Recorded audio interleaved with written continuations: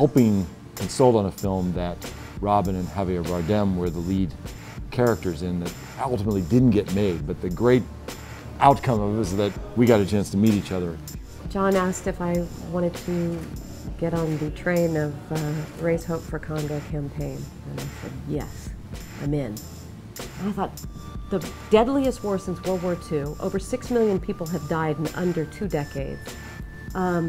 The most dangerous place in the world to be a woman, all because of these minerals that are dirty, just like blood diamonds. And from that day on, I've been helping shepherd this movement of raising awareness. Congo, this conflict in the heart of Africa, in the middle of Central Africa, was the deadliest war in the world, and it had the highest rates of sexual violence anywhere on the globe. And so by Robin's participation in awareness raising, we were able to get the word out to more and more people, which begins to build some pressure on the politicians who need to hear that this stuff matters to voters, or else they won't work on it.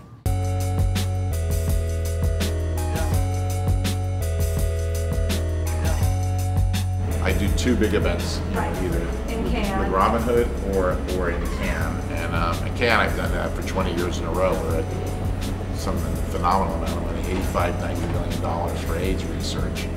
There are still other things that we do a lot, but not enough. At the same time, we do a lot, but not enough. There are 17 advocacy centers that Robin Hood built.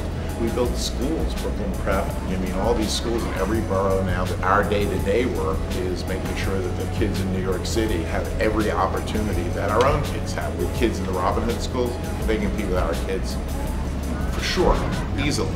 And that's an achievement. We had our 25th anniversary concert this past May, where we raised north of $80 million. And even Bono walked backstage after and said, $80 million in one night? We even turned his head. Right.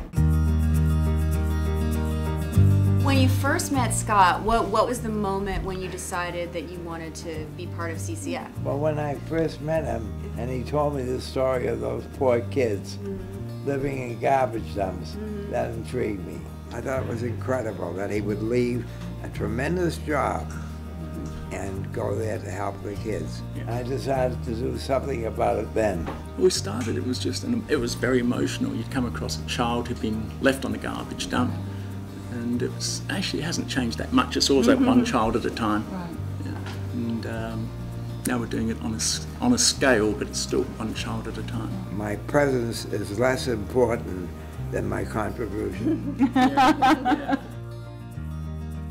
In the first part of the donation, it managed to get all of the kids who've been left on the garbage dump into school. These days, the last few years, it's meant that our promise of getting these young kids all the way through high school and into university, it's been about sustainability. We built a rescue center, medical facilities, schools, bakery. They had nothing. Their parents couldn't support them. They were left totally helpless before Scott and I got involved. Hi, how are you?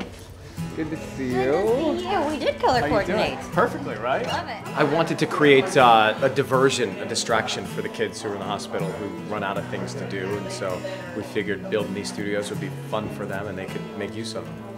You know, obviously my start was working on Disney Channel, and kids are basically my first fan base, and that was everything that I kind of grew up with. So there's not a better feeling in the world to just like make them smile, and that's what our show did, and that's, you know, what Ryan's doing, and that's what I'm honored to be a part of.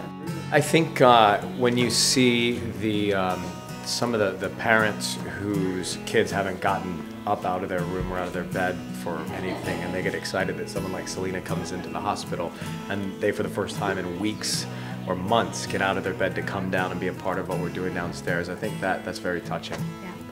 Yeah. This is actually our engagement photo. Yeah, right. I do think that, you know, the energy and the spirit that is a part of these studios can help the healing process. Certainly psychologically it can help with that. So we hope to build more of them across the country.